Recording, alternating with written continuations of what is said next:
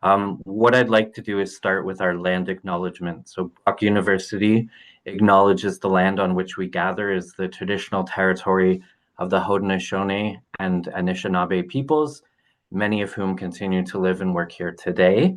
The territory is covered by the Upper Canada Treaties and is within the land protected by the Dish with One Spoon Wampum Agreement. Today, this gathering place is home to many First Nation, Métis, and Inuit, and acknowledging reminds us that our great standard of living is related to the resources and friendship of Indigenous people.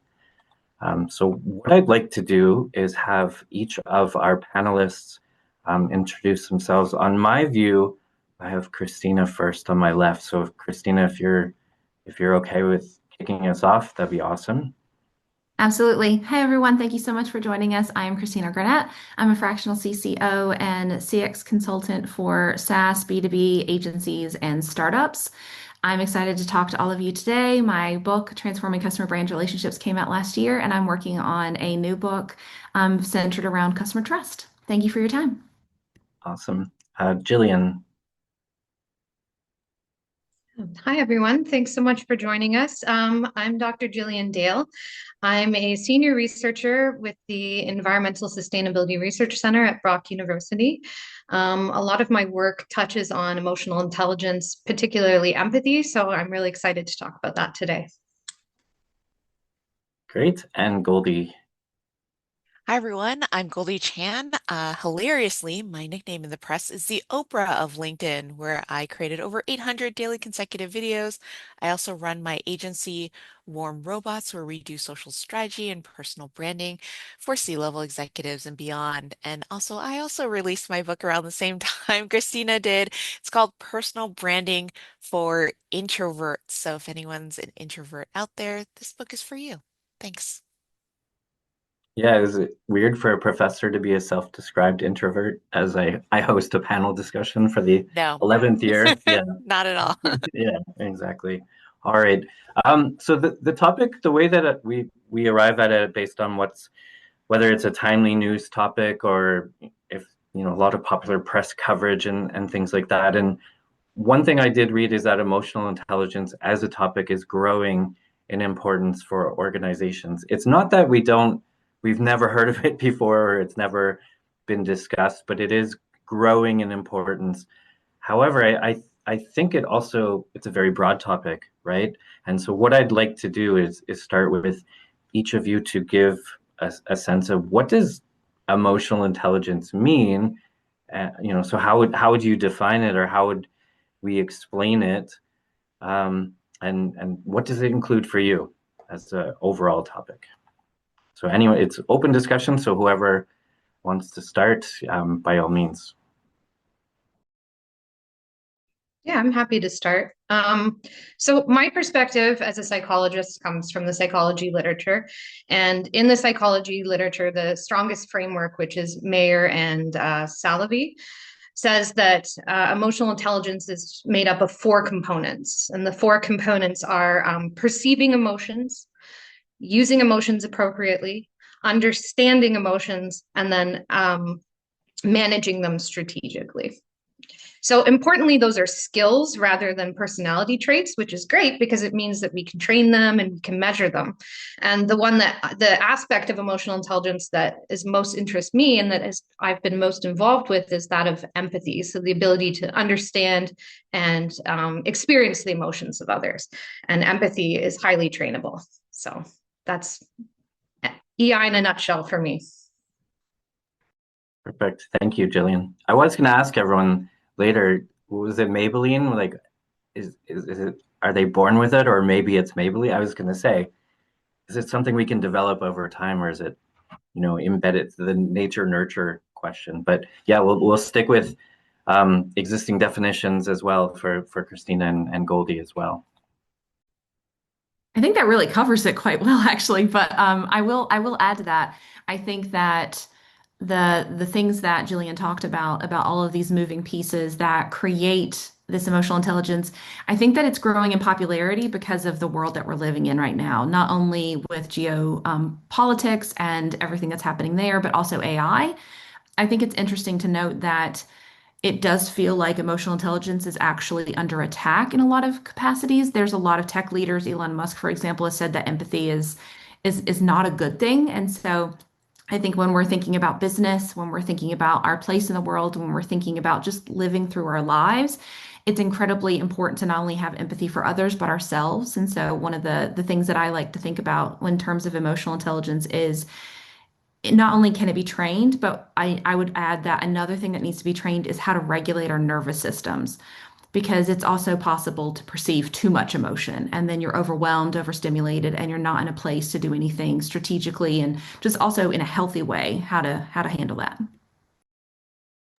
Yeah, I have been reading things that said there's this delicate balance between staying informed and then feeling okay about what you're informed about at the same, given what's going on as well. But yeah, Goldie, Sure. So I think both Gillian and Christina covered it so eloquently, and I will just share my version of this, which is I believe emotional intelligence is staying human while staying aware and aware of the world around you, which is what Christina spoke to, and staying human, which is what Gillian spoke to.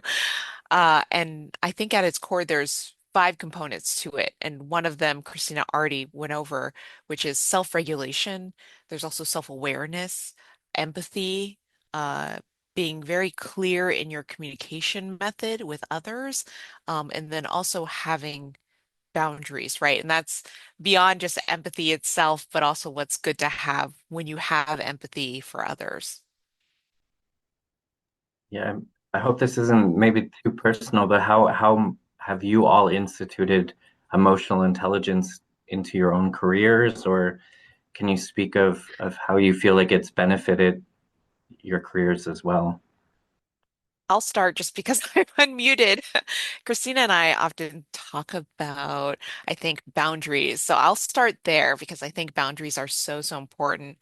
Um, I think that when you think about empathy or when you think about emotional intelligence and being able to understand and communicate with others, it's also really important to have boundaries, specifically between your work life and your personal life where you are able to separate what you understand is true for other people and also what you need from other people. So, to get super ultra personal in my personal life, I'm a breast cancer survivor. And when I went through that journey, I needed extra strong boundaries. And in my work, I choose boundaries very specifically because I have a certain number of followers on LinkedIn.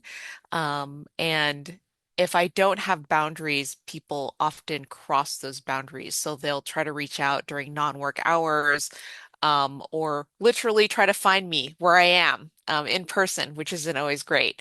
So I try to have very distinct and clear physical and work boundaries because I think that also is part of emotional intelligence, which is saying, I understand your story. I don't necessarily need to be part of it or be directly in it or be your story exactly, but I understand it. So that's personally how I handle emotional intelligence and specifically boundaries. I'll have to invite you to my class to talk about the importance of LinkedIn. I have a number of invitation requests where it's students without a picture and no content whatsoever because they have been told they have to have it, but don't do anything with. Anyways, totally separate conversation. But yeah, thank you so much. Either Christina or Gillian. I can go. I would say that emotional intelligence and Sonder specifically is a huge through line throughout my career. When I originally started, I was a teacher. Even though I was an English major in college, I wound up teaching math for 5 years and was specifically working with students who had learning differences. And so from that to going into marketing to advocacy, social listening to CX, a big through line of my career has been creating systems for people who are not currently seen And so a lot of brands nowadays, they're creating customer journeys based on what they want the customer to do versus what the customer actually experiences. And so a lot of my work is built on empathy and Sonder and seeing people as humans that are have different variables that have nothing to do with me, but I have to be able to understand what their life is like, the decisions they're making. And then I use a lot of game theory in my work too to figure out how can we create paths for them so they can be successful and there's not just one singular path for success for them.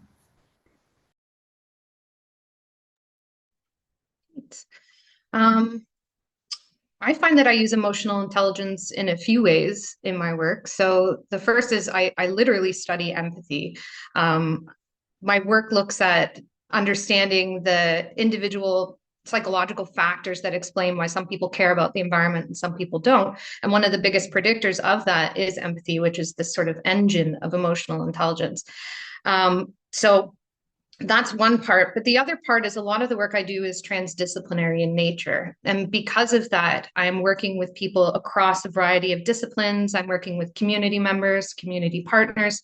And because of that, we have a number of different opinions, a number of different ways of approaching how you work. So it's important to sort of have good emotional intelligence, particularly cognitive empathy, in order to understand their perspective, but also incorporate it into the work that I'm doing. So, you know. Yeah, I won't mention any of my institution of emotional intelligence. The only thing of what I will say is that when I'm coaching a tennis team or running a charity, I feel like there's different forms of emotional intelligence that you have to build in depending on your role as well. So I feel like adaptability and flexibility is important in it as well, but we can talk about that in more detail. One thing I'm interested in because I feel like potentially this topic we feel abstract, I think, to a lot of people. So what I'd like to do is pick some examples of organizations that come to mind that you think demonstrate emotional intelligence or have it embedded within their organization. So I think that can make it less abstract and more concrete if we can say, okay, this organization is currently demonstrating emotional intelligence or they've invested in it and it's working out for them in this way. So anyone who wants to jump on that. I can go. Anyone who knows me knows that I have like an S tier brand that I always go to for like the gold star standards, and it's Chewy. And so for those who don't know, Chewy is a pet brand, and whether you are getting toys or you're getting food or you're getting other supplies for your pet, they understand that sometimes people are going to have to call and cancel their orders because the pet has passed away. And in this moment, the brand is technically losing a customer. But instead of having a script that basically talks them into like, oh, you can get another dog, like you can get another pet, like it's fine. Like, why don't we just pause your account for a few months? Instead, what they do is they will say, hey, if there's any food that you have left over, feel free to send it to a local shelter. And what we'll do is we'll go ahead and cancel this for you. And then they send flowers and a card signed by the person who you spoke with. Sometimes it's even a painting of your pet to really kind of showcase this very human to human thing. It's very anti-brand like. It doesn't feel like something a corporation would do, especially one of their size. But there are regular instances of this. So this isn't even like a surprise and delight campaign. It's embedded in their systems. There is a protocol. There is an organizational system set up for if this happens, this is how we handle it, which shows that it's really ingrained in them. This isn't just like one really good CSM. This is the organization as a whole. So they're the gold standard for me when it comes to showing emotional intelligence and empathy. Christina, I didn't think I was going to have to turn off my video and have a quick cry this morning. Oh my goodness. I have a dot. Oh, anyways, that's so amazing. I'm going to have to talk about them in my marketing classes more often. That's incredible. All right. Either Gillian or Goldie. Okay, I guess I'll go. So one brand that I think does it really well in a really fascinating way is IKEA. So I think that IKEA globally is telling these stories that are hyper localized to different areas that are like, how can we invite you into the store for a hangout day, right? How can we communicate with the community? How can we share stories? And I think storytelling is such a beautiful part of emotional intelligence because storytelling is really when you're in conversation with your audience, right? With your community at large. And I think that IKEA does it really great. I think that there's been sleepover days that they've done. There's also been days where they've just invited people to hang out. I know that they're very focused on accessibility and specifically making their stores very accessible for everyone. And what I think is really, really great is they're starting to do programs to actually take back older furniture, at least in the US, and then resell that. So offering a way to bring back the product. Nice. Those are all such great examples. Mine isn't a specific brand example, but just sort of a broader example from some of the work that we've done in a meta-analysis. But essentially, people across a variety of industries are trying to understand how to boost emotional intelligence and empathy in particular. And one industry where this is really common is in the healthcare industry. And there are a number of big hospitals, John Hopkins, Sick Kids, for example, that are instituting physician empathy programs because what they've found is that when your physician is more empathetic and a better listener and a better caretaker, patient outcomes actually improve. So, for example, there was one study that we looked at where diabetic patients were better at managing their blood sugar and managing their cholesterol when they had an empathetic physician versus a non-empathetic one. So, I think there's been a lot of work in that caregiving environment, and I think that that could be a potentially good example of empathy or not empathy, but emotional intelligence in action. Yeah, I mean, Sick Kids has they've raised so much awareness and so much funding.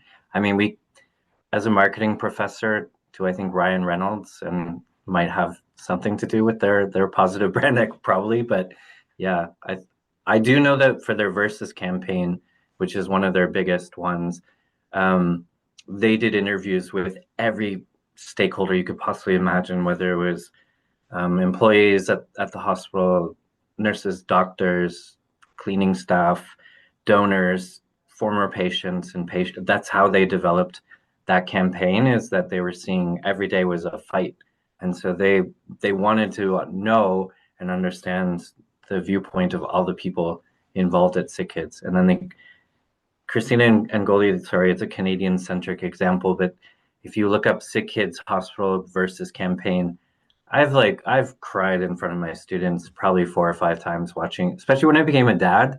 It was so hard to watch. It was really, really powerful and really well done. Um, we sort of talked a little bit. Actually, Julian, you kind of helped me a little bit with my next question, so thank you. When I was doing my MBA, my colleagues and I we used to talk about do we think that being a good manager would translate to any industry? So, being Canadian, our discussion was, do you think someone who runs is the CEO of a huge multinational corporation could also coach the Toronto Maple Leafs? Like, would those leadership skills or that managerial skills transfer from industry to industry? So, I did wonder if you think there are industry effects as it relates to emotional intelligence, or is it sort of a broad transferable set of um, I guess learnings and trainings, or do you have to change it because you're working with an oil and gas company versus a consumer facing company and so on? So I'll start. Since I often think about personal branding, especially personal branding for leaders, I think that there are really strong thorough lines that can go through your personal brand story.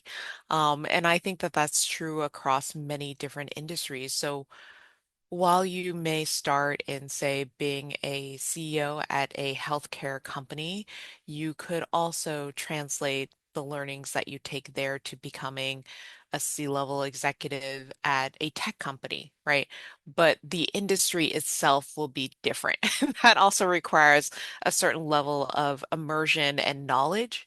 And I think it's more of the knowledge of what the industry is and what it needs in order for your company to be successful. That feels more knowledge-based to me always. But the story of your personal brand, for anyone also out there who's thinking about building your personal brand should always have you in it and the nuggets of you and what you share with others, right? And so if that is true, if your personal brand truly contains you in it, then of course you will have those dots along the storyline of you consistently in your story, regardless of what role you have or what industry you work in.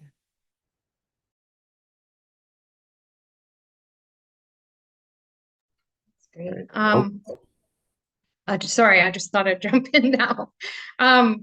Yeah, I agree with Goldie's assessment that really that there's sort of a generalizability of some of these important emotional empathy skills, particularly things like perspective taking, that will transfer from situation to situation. Obviously, the context is going to change quite a bit, and the type of emotional intelligence that's required in order to understand your clients, for example, or to connect with your patients is going to be different. But I do think that once you sort of have that attitude or have those skills built up, that they can transfer to other domains. I'm going to go in the very opposite direction, so apologies in advance. I find that they are quite applicable in the sense that a high performing sports team and a high performing company, specifically a tech company, especially if it's IPO'd, if it's public, is that there is a win at all cost. And so I think that it's definitely applicable from an emotional intelligence perspective in that there are CEOs who do not care and there are coaches who do not care. They just need the win. And so the win is the win at all cost. And so you'll have coaches who will play an injured player because they know they can't win without them. And maybe the emotional intelligence response would be like, you need to sit it out for at least another week. Like you're not 100% yet. Versus if you have like a major event or a major feature being shipped, but maybe something happened and the team is down or things like that. And so I think that there's definitely, I would say there's a lot more connection between those two being applicable, but for the wrong reasons. So I know that's not where you wanted me to go, but I definitely see that, especially in like high stakes companies and high stakes sports teams. yeah. I won't dwell on the Toronto Maple Leafs at all. Just based on their current, well, their entire existence. As long as they haven't won since black and white television. So, anyways, so one thing I actually read in a popular press article was that this kind of fits with what you were saying, Christina. What they were showing is as you rise up the ladder, they're seeing lower levels of emotional intelligence. And I'm being super careful because my dean is on this call. I saw him being admitted into the waiting, and I like him.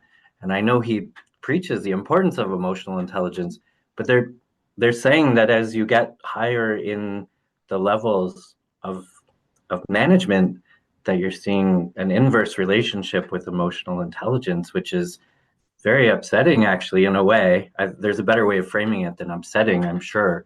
But yeah, it's how do we change that, right? And that's probably a really big, big question to put out there to how do we make sure that it's consistent through the levels, and it's not just maybe the customer facing person who I give fist bumps to a guy who gives me my coffee in Chippewa in Niagara Falls, and I gave him a shout out on Twitter and stuff like that. What if the CEO has no emotional intelligence of Tim Hortons, for example? Is that going to filter out through the organization and win at all costs and change people, right? So yeah, I think it's one thing I also did want to ask about is when it comes to recruitment and selection, is there an easy way to measure emotional intelligence? If you are the head of HR, and your mandate is to hire people with higher levels of emotional intelligence, is that an easy thing to accomplish? It's one of our, well, that's our next talking point, to broaden it a little bit to HR discussions as well.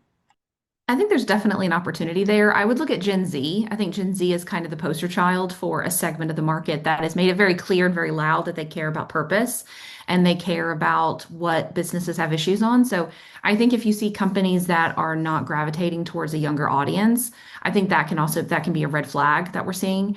In the States, I can't speak for Canada, but in the States, we're seeing a lot of layoffs. Oracle just laid off 30,000 people with an email. I think that is the textbook of like a lack of emotional intelligence right there, especially when they had record high profits. So this isn't even this is a financial decision. This is we're cutting you. We'd rather put that money towards data centers. So I think we're seeing this massive influx in the market of large brands showcasing a lack of emotional intelligence. And then you have a massive career market in the job market, specifically Gen Z, that are made it very clear that like they want to work for companies they believe in. They want to work for companies that are doing good. And so I think we're at an inflection point in the market. We are seeing a lot of people struggling. We're seeing a lot of companies trying to cut costs at the same time while having record profits. And then we have an entire audience of labor market that they want to do good. And so I think we're going to continue to see a lot of people not finding companies they believe in. And so instead they're going to become entrepreneurs. I think we are starting to see and are going to continue to see a massive boon towards people trying to create new systems because they've realized how flawed the current systems are.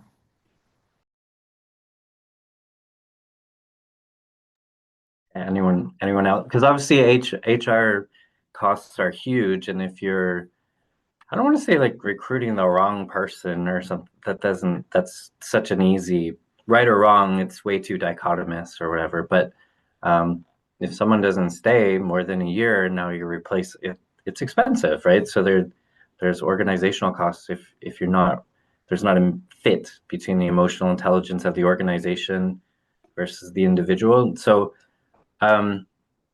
Gillian, I know you have a lot of research in the area, and maybe most people aren't super excited by scale items, and so, except for us. We're like, ooh, there's a new scale to measure this construct or whatever.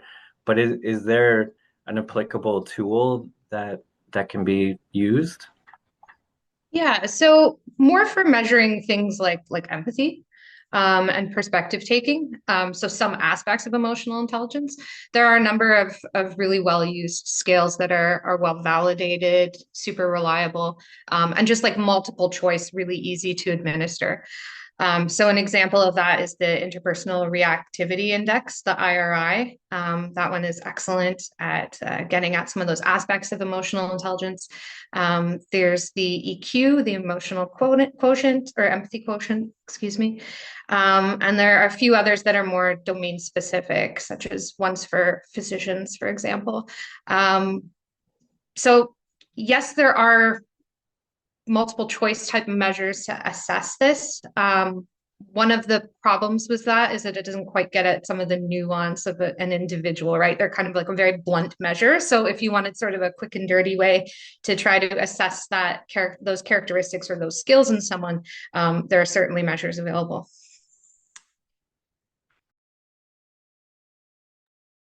If I may offer something Yeah. that is opposite a little bit of what we've also been talking about, I think that right now, especially with HR, if we want to talk about hiring and recruiting, so much of it is automated, right? And so much of it is done through AI. So you have ATS, you have literal now AI interviews that people do with AI bots, right, instead of humans, to go through the interview process. And it's fascinating and dark in, in so many ways. And I think that if you are looking to specifically hire, right, if you're looking to build into your systems to hire people who have high emotional intelligence, I don't think that a lot of the AI technology is sophisticated enough to be able to measure that and to be able to judge that. And so there still needs to be a certain element of human that goes into all of this because after all, we're talking about emotional intelligence, not artificial intelligence. And so bringing the human back into these systems, I think, is so important. Now, for, of course, scale purposes, it is so much easier to say, go through these three virtual processes instead of talking directly to a human. And as Christina said, there are so many layoffs, especially in the United States, that people are going through. So these HR teams are becoming more and more taxed, with more and more responsibilities falling on their shoulders. But I believe there's still always room for humans in the process to make sure that you are hiring right. There should always be safeguards around those hiring practices. Yeah, I did live through a corporate layoff experience when I was in my old suit and tie job. And I remember career counselors came for each individual person. So it wasn't nice because it was people I was friends with, and they were also typically the older and better paid people that they were laying off. And so it was very strategic, but then a lot of those people were going to have a really hard time finding another job because they were paid very well and they were older and well into their careers. But I do remember career counselors coming and helping them even like pack up their belongings, and it was an emotional process, but it did seem like they tried to do a better job of it. If there is such a thing as like a human element to layoff, it sounds so awful. I'm laughing out of uncomfortability because I remember it. It was just like, oh my goodness, this is hard to watch firsthand. Um, but it also made me think of, no one expected to be talking about the movie Office Space, right? But if do you remember the movie Office Space where they're like, we like to do our firings on a Friday because there's less chance of an incident, and it was like, oh my God, oh, so gross, right? Like so that human element, and I mean we didn't run this year specifically as an antithesis to AI, but there was some intention because we have covered AI in the past to say, okay, we know it's here, we know it's not going away, it's becoming more commonly used, especially when it comes to things like filtering through applications. For a lot of students that I teach, if I transition for just one sec, I have a lot of students who are graduating this semester and they're looking for jobs. Is emotional intelligence, is that there a way that they can train or become or grow in this area, or are there daily activities or weekly, or is there a micro credential or something along those lines that you think they should be looking at growing? Like, is there an objective, measurable, because it is a business school, right? After all, and we want everyone who graduates to have a good job. Like that's ultimately, I want my students to do better than I do, right? Um, so is there some sort of training or some readings that you would recommend for job seekers or current students?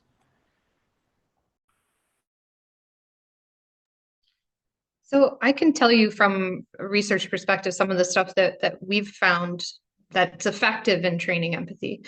So recently we conducted what's called a meta-analysis, which is basically just a study of studies. And it included 8,000 studies, all of which had tried to train empathy. And what we found when we summarized all of this and did some statistics is that the studies that used a perspective training kind of intervention where people put themselves in the shoes of someone else, even briefly, but that also contained some kind of an educational component, was most effective in building empathy. More effective than perspective taking alone, more effective than just simple like instructional things. And then the other thing that we found from some of our own work was that the mechanism by which perspective taking builds empathy is through emotions.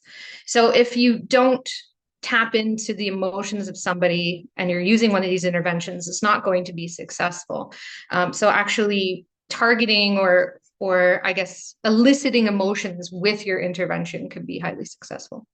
So some examples of interventions that have been used are things like, writing from the perspective of someone else, simply talking to someone from another background and trying to understand them, all the way up to some of the stuff that we're using, which are story-based, choose your own adventure type interventions as well as augmented reality. So there are a number of ways to do it, but incorporating perspective taking is really key in order to build some of those skills. It's not a credential, but I would add reading fiction. We've kind of, especially in the business school world, there is the focus on like, well, there's a book for that. There is something that you can read or something like that. But for me, I find it a red flag when the only thing that someone's read is nonfiction. We need to get more fiction into the world. We need to get more, either they are creating it or they are reading it. I find that by opening up and learning about all these new characters and these new worlds, and it creates pockets of emotion, like Jillian was talking about. It provides an opportunity for empathy, but in a controlled space. And I think that that's really helpful. I think if you, a really great case in point is the movie Project Hail Mary came out, and it's doing incredibly well. If you're on this call and you haven't seen it yet, please go see it. It's an absolutely brilliant movie. But everyone leaving, it isn't just it's a good movie. They're like, it made me feel hope. It made me cry. It made me feel happiness. It made me feel connected. It made me feel human. It gave me hope and humanity. Like they are creating emotional tethers to this story. It's making them feel things, it's making them feel positive. And so I think that that kind of showcases what this can do. And so if there's books or music or movies that you like that make you feel more emotional, that's a really good start. That shows that you have that muscle. And I love going after Christina because then I get to piggyback off of that beautiful, beautiful talk and say, I want to take it one step further and talk about analog, right? Talk about how you can connect literally physically in person, which wraps it back up to what she was talking about, which were all these in-person exercises. But how can you build in literally talking to other people again in person? Last weekend, I went to a really delightful cat jazz cafe here in Los Angeles, where the cats are up for adoption. And they had local jazz musicians come in, and people were hanging out and drinking tea, but also talking to each other. It was a very analog situation where people were not on their phones, right? People were not just distracted, they were there to experience in person something together. Because of it, I have green hair, so people always talk to me, but I met a couple of new people who were just like, oh, I'm blah blah blah. I'm working on this. Like, what are you doing? Who are you? I'm such a fan these days of how can we build in more connective tissue in our communities, and how can we connect with each other in person, because that is what always also strengthens that emotional intelligence. It strengthens your empathy. It just connects you with other people because you're quite literally with other people, because we're so often behind the screen. I know that for my work, I am behind the screen so many hours of the day. I know for Christina, um, also same, right? Behind the screen a lot. And so it's helpful to build in the people time, which is not necessarily a credential, but will strengthen those raw skills and those raw, let's just be honest, networking skills too, which job seekers absolutely need. Yeah, I don't think I would have finished my PhD if I wasn't reading like Detective Banks and DCI Rebus and all these like mystery novels and stuff like that. I felt like I still do need to read fiction otherwise, or, just listen to an album. And my son is 10 and he's starting to go like, let's go to the record shop and buy vinyl together, which makes me so happy. So, um, do you think there is a generational gap when it comes to emotional intelligence? Do you feel like that gap can be closed? So I'm not, my parents, I checked, my parents aren't on the call, so we can get really dark now. No, I think a lot of people in my parents' generation would have just said like, develop your technical skills, be really good, be technically sound, be really good at whether it's like math or marketing or science. And this is like a nice soft skill, like hard to measure. Where's the benefit? Do you think that it's easy to reach generations that looked at it as sort of this like, what does that mean? It's soft skills. You don't need it. Like if we're laying people off and we're going to go and do an emotional intelligence seminar. It's I research social responsibility and CSR. If you're laying people off and then still making donations, it doesn't look good, right? So I don't know. I'm wondering how we reach that divide for people who see it as like, what does it mean? Is it really going to help, or should we all get better at Excel or machine learning? I'm coming off of mute just to say Christina absolutely knows the answer to this. I was about to say, I am a firm believer in the revenge of the humanities. I firmly believe that AI is coming and it's going to take a big part of the market, but then we also have the human part. Like the humanities is called the humanities for a reason. And so emotional intelligence, in my personal opinion, and empathy is humans at their best. And so, if we want technology at its best, we need to pair it with humanity at its best. And so, I don't like anything being called soft skills because I think even in that nomenclature, you're being dismissive, even if you're not realizing it. And so, I think that now is the time, while technology is advancing, for us to work on our tech stack and like whatever AI tools you're using, whatever automations and workflows and everything else. But you also need to work on your people stack, which is that's going to be the core differentiator. If anyone can sign up for an LLM, if anyone can sign up for an AI account, if anyone can start using Claude, then the technology is not the differentiator. And if anything, we're going to see tech parity. We're going to see this kind of like squashing of the real differentiators. And so your humanity and how you show up becomes the differentiator. So I would say that if anything, it is now more important than ever to showcase how human you can be and how human at best you are.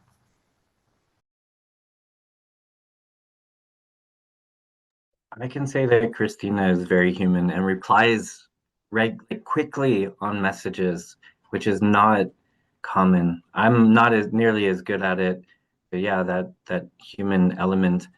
I wonder also if like showcasing when we're not perfect is an important part of it as well, or I don't know. I'm not saying that I'm the expert, but I talk openly about my own mental health struggles with my students because it's a normal part of the world for that to happen, right? So, and it's not just something that goes away and it's like, hooray, I'm I'm perfect now. And so I was reading a little bit about elements of emotional intelligence and how it's measured and saying, oh, okay, admitting your defeats and being comfortable with sharing defeats and things like that is also important. But within a business world, most of the time we don't really want to be like, hey, remember when we really messed up that product launch? Or do you remember how they spent $80 billion on the metaverse and they pulled the plug on it last week? Wasn't yay. Now we have emotional intelligence because we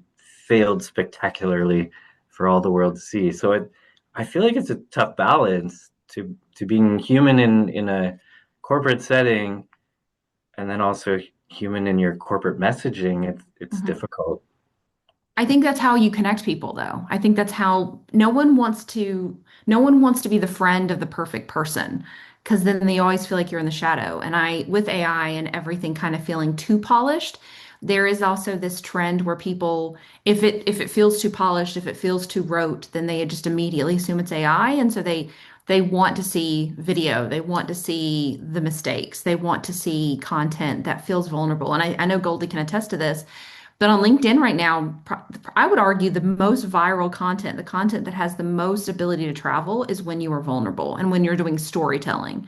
And so I think that the storytelling element is something that brands can incorporate into their messaging so that it feels a little bit more human. It obviously isn't going to be like hyper polished, and you don't need to like basically talk about how like you failed your quarters report, your quarterly earnings report, but you can tell that story. And so I think for brands that are trying to figure out like how can we be more human without basically falling on our sword? The answer is storytelling. And I think if we incorporate that and showcase some kind of vulnerability, I think there's an opportunity there. So two things. One is this literally happened to me, so I'll start there. One of my, I guess, most viral, the V word is so funny, posts from last year was when I hosted a book event in Seattle. No one came. It was just me, and the tea shop owner who I know. And so I posted this very sad looking picture of myself that they took with me holding my book. And I did not do this for attention reasons or whatever. I just wanted to share. Listen, it just happens to all of us. I have this following, and even with this following, people still didn't show up on a rainy day in Seattle, right? And then that went viral, and all these people discovered it because it was fundamentally, I wasn't trying to sell my book, right? I didn't put the link to the book immediately in there and say, buy now, support me. I didn't do a call to action. I just said this was an event that happened to me and I didn't feel great about it. And so then people found that mini story, which is what Christina's talking about, that I shared to be really resonant with other people. And I think that when you have these flawed stories, when you have moments of we overcame this. I have just started talking to people who work in the grant writing space, right? And a lot of the stories that people love when you're talking about grants is here was a problem and here's how we solved it. Or here's a problem that we had in our personal lives, our communities, and then here's how we solved it. There's an incredibly popular format, especially on Instagram and TikTok, for telling founder stories. So small businesses are using this format when they're sharing their story, specifically when they've been on, I'm going to say Dragon's Den because we're on a when they've been on shows where they compete for a bucket of money, there's a specific way they tell that story as an ad, which says, here's how we started, here's the sob story, here's how we solved it, here's our success story of getting on this TV show to pitch it, and then here's us manufacturing and doing it well. And there's an entire format of telling this story in bits and pieces that takes you on an emotional journey of here's the flawed part, here's the slight success, here's the flaw again, here's the great success of getting on the TV show, and then here's why you should purchase our products.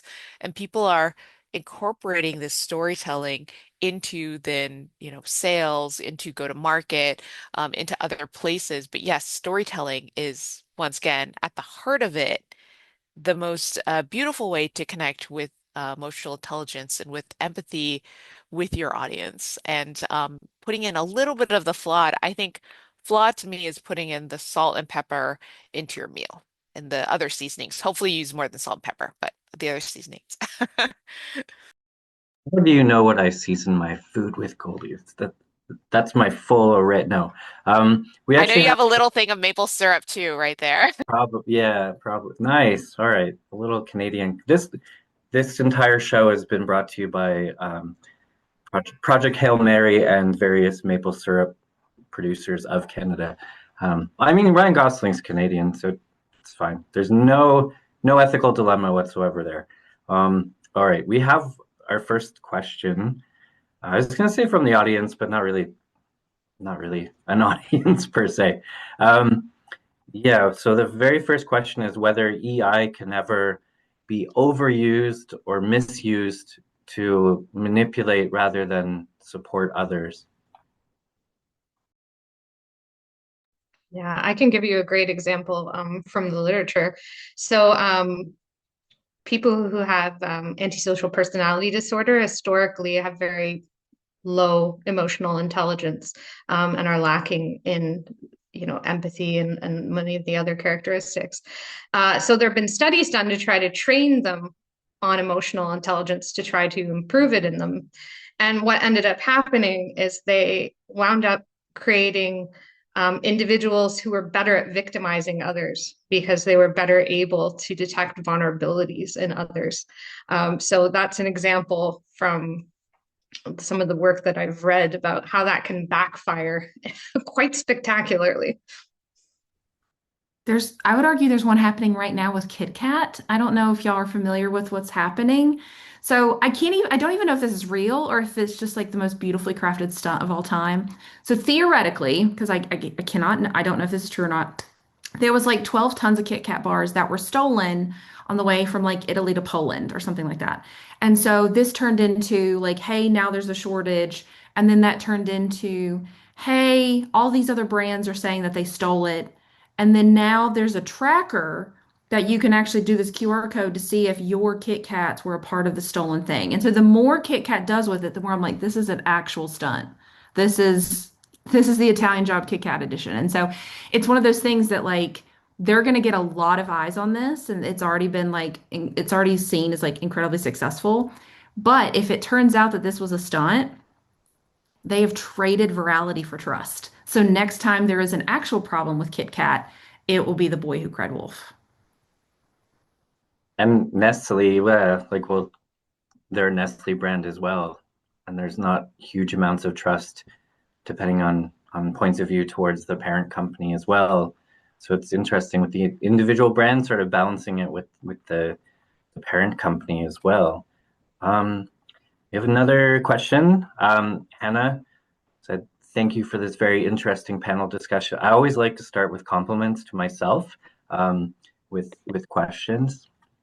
Anyway, I'm taking no credit because I barely did anything. All of you did it all. So that was awesome. So Hannah's question is the following. I wonder how a business whose goal is to make money and grow can be truly authentic when reacting to and sharing in others' emotions. And that's really important because in CSR research, that sincerity, when do we believe a company actually cares? And I feel like it's a similar question. So how do you balance sincerity with ulterior motives? What if appropriately reacting to the emotions of others would harm the business? Yeah, these are really, really good questions, Hannah. I have a great example for this. I think it really comes down to the founder or leadership and do they really believe what they say? Patagonia, in my opinion, is the perfect example of this. They have regularly made changes that technically on paper seem like they would be bad for the brand, but actually created significant demand. Great case in point is there's kind of the running joke about like the finance bro with the Patagonia vest, and you would have like embroidered Patagonia vests for these specific companies. When Patagonia realized a lot of the brands that were doing this did not align with their purpose-driven mission, they absolutely stopped offering that service. And so you could buy a Patagonia vest, but they're not going to embroider it or do anything like that for you. And so what that actually wound up doing is creating significant demand. Another is REI. REI does a lot of like on Black Friday, they actually close the stores and they invite everyone to actually go out into nature. And so it's very purpose driven. And so the thing is that on paper, if it looks like it's a bad idea, but it's so aligned to your purpose that you do it anyway, the people who share that purpose are going to love you even more. And so you wind up actually creating that peak in impact. Is that the traditional Black Friday in November or the one that seemingly is now starting in August? It's like, Yes. Yes. oh, But now, yeah. they have a whole like walk out, go out in nature, like don't shop with us thing. And every year they Hmm. go viral for it. Yeah, because I show an ad in my class from Patagonia that says, "Do not buy this vest" or "Do not buy this jacket. Get it repaired or donate it if you have to." And it's it's like an anti-branding message. Is that it's sort of is it believable? I think that's a really important question. And how do you make it believable as well? Or like, no, we care about you. Do you? It's complicated. Yeah. And just I'm mindful of time. We have 5 minutes left. Marianne has asked, what book or good read would you recommend to build emotional intelligence skills? I would recommend any book that is not from the country you are in. I think that it is a great start to get a different worldview is a huge starting point. So if it's a different continent, if it's a different country, I would highly recommend starting there first because it's immediately going to give you, even if it's not in a different place, it's going to give you a different perspective because that writer is not coming from the same background as you. That will give you an immediate head start. And to piggyback off of what Christina said, I think it's important to see outside of your zone of interest. So whatever thing you are already familiar with to look outside of that. So maybe you're less familiar with sports, start to pick up books more on sports and leadership in sports, and that will help you gain outside perspective on industries that you don't know, but can be applicable to the work that you do or work that you hope to do.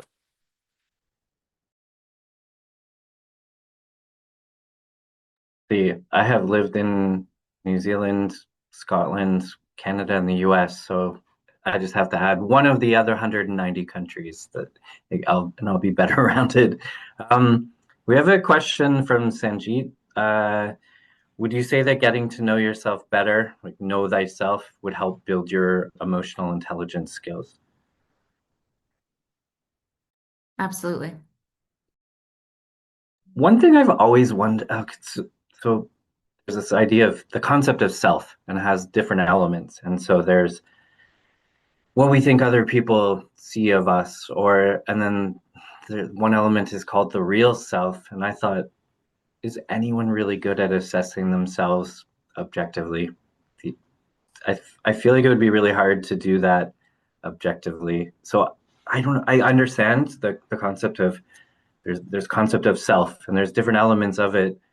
I think I would have a good idea of how others see me, because there's this website called ratemyprofessor.com, and it can be heartbreaking. And then there's monthly or annual teaching evaluations and so on. No, but that idea of the real self, like who are you actually? I feel like that must be so hard to objectively step away and evaluate yourself in a way that could be helpful or meaningful. You know what I mean? Because we all have self-presentation concerns, or we all have defense mechanisms as well. So I feel like it must be really hard to do that, but I'm happy to be like proven completely wrong by what the science says as well. So I don't So know, I do, Gillian. if I can interrupt really quickly and just say there's one exercise I do with my mentees and I also do it with my clients. So on both ends of the spectrum, which is I have them do branding keywords. So I have them do, and we just talked about soft skills. So maybe this is the wrong way to name them, but I have soft keywords and hard keywords. Soft keywords being adjectives and hard keywords being nouns or what you want to be known as, and soft keywords being the adjectives that go along those things. So you might be a warm and interesting project manager, right? And that might be the goal. But where it gets dicey is instead of having immediately putting that into AI and saying, come up with a number of keywords that describe me, I have people sit with just notebooks or notepads or physical objects, and they have to come up with 50 words in each. And if you think about 50 words, that starts to break your brain a little bit, and you start to think really deeply about who you are and who you want to be in a way that I think fast technology doesn't encourage because we want to get to the answer so quickly. So that's an exercise that at least I use with my clients, but also my mentees to get them to start to think about who are you from your own perspective, from a perspective that no one else knows about because it's living inside of your own brain, in your own dreams. We have only remaining so far compliments, which we always appreciate. No complaints or concerns, but because we are all highly emotionally intelligent people, we could manage negative feedback if anyone has it in the chat bubble right now. No, um, it's 1 o'clock, and I know that our alum team, the amazing Brock alumni team. Hillary, thank you so much for all your support in the background, and then also my colleagues in Goodman. Thank you so much for always supporting this. And as I said, it's the 10th or 11th year. I should figure out if it's the 10th or 11th. That sounds a little, as a professor, my students will be like, "Hey, we have latitude. We don't really need facts." Um, Anyway, so thank you so much to our panel. Thank you so much as well to everyone who attended. It will be recorded and shared. And so, yeah, if you didn't get a chance to watch it live, tell your friends that it worked out well, and it's a life-changing hour that you can watch in your spare time. All right, yeah, I wish everyone the best. Take care, Goldie. It's really early in your time, so go have a nap if you must, or at least a really big coffee. Yeah, and we'll see you in 1 year's time with a new topic. All right. Thank you so much. Take care, everyone.